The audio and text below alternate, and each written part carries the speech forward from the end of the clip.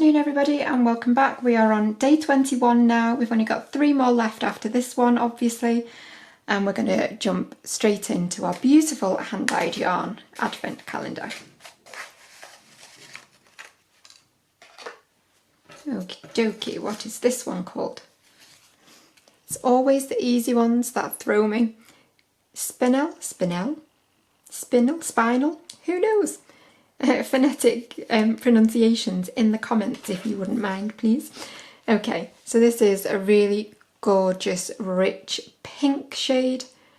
Absolutely love this one. Again, it's going from really quite deep to much paler pinks all the way through. I love that. I think it's really delicate, this one. It's very, very pretty. Who knows how to say it, but it's very nice. So again, add that to my rainbow, trying to move them all without smushing them up.